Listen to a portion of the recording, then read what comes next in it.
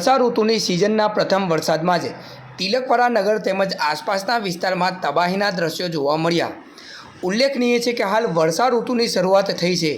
સખત ગરમીથી લોકો ત્રાહિમામ પુકારી ઉઠ્યા હતા।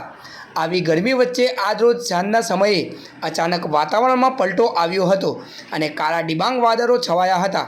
ત્યારે તિલકવાડા તેમજ આસપાસના વિસ્તારમાં ભારે પવન અને વીજળીના કડાકા સાથે ધોધમાર વરસાદ પડ્યો હતો અને થોડીક જ વારમાં ચારે બાજુ પાણી જોવા મળ્યું હતું। ત્યારે વિસ્તારમાં ઠંડક પ્રસરી જતાં લોકોએ ગરમીથી રાહતનો અનુભવ લીધો હતો, પરંતુ સિઝનના પ્રથમ વરસાદમાં જ ભારે પવન ફૂંકાતા તિલકવાડા નગર તેમજ આસપાસના વિસ્તારમાં તબાહીના દ્રશ્યો જોવા મળ્યા હતા। ત્યારે તિલકવાડા નગરના બ્રાહ્મણશેરી વિસ્તારમાં લીમડાનું મહાકાય વૃક્ષ ધરાશાયી થયું હતું। તેની સાથે જ વીજળીના વાયરો તૂટી પડતા વિસ્તારમાં અંધારપટ છવાયો હતો। તો બીજી તરફ સરકારી હોસ્પિટલ નજીક પણ મહાકાય વૃક્ષ તૂટી પડ્યું હતું। તો ગણસીદા રોડ પર મોટા પ્રમાણમાં વૃક્ષો તૂટી પડ્યા હતા અને વૃક્ષો સાથે કેટલાક વિસ્તારોમાં વીજળીના થાંભલા પર પડી જતા વિસ્તારમાં અંધારપટ છવાયો હતો। તો કેટલાક લોકોની મોટરસાઇકલ ઉપર વૃક્ષો પડતા ગાડીમાં પણ નુકસાન થયું હોવાનું જાણવા મળેલ છે।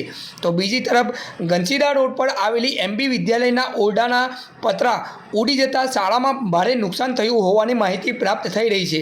તો વર્ષા ઋતુની શરૂઆતમાં જ જાણે મેઘરાજાએ 2020 મેચ રમી હોય તેવી રીતે થોડીક જ ક્ષણોમાં ચારે બાજુ તબાહીના દ્રશ્યો જોવા મળ્યા।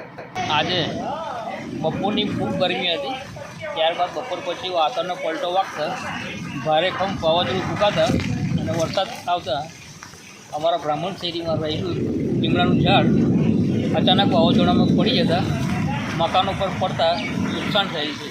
આજે તિલકવાડામાં સખત ગરમી પછી બપોર પછી જે ધમાકેદાર વરસાદની એન્ટ્રી થઈ, એમાં જે આપણે આ લીમડા જે ઘટાદાર વૃક્ષો જે છે એ ધરાશાયી થયા છે અને તેમાં આ જે લીમડાને કાપવા માટે પણ પહેલાં પણ રજૂઆત કરવામાં આવી હતી અને આજે આ ઘટાદાર વૃક્ષ એકદમ ઘર ઉપર પડ્યું છે અને મને લાગે છે ત્યાં સુધી 1-2 ઘરોને નુકસાન પણ થયું છે અને એ લોકો અત્યારે દેખાય છે કે લીમડાની ડાળખીની નીચે એમના ઘરના સભ્યો ઊભેલા દેખાઈ રહ્યા છે અને ભગવાન કરે વધારે નુકસાન ન થયું હોય અને કંઈક ને કંઈક એમને થયું હોય તેની એ નુકસાન ભરપાઈ થાય અને આ લોકોને પાછું કંઈ બેઠા થાય એવું હું પ્રાર્થના કરું છું।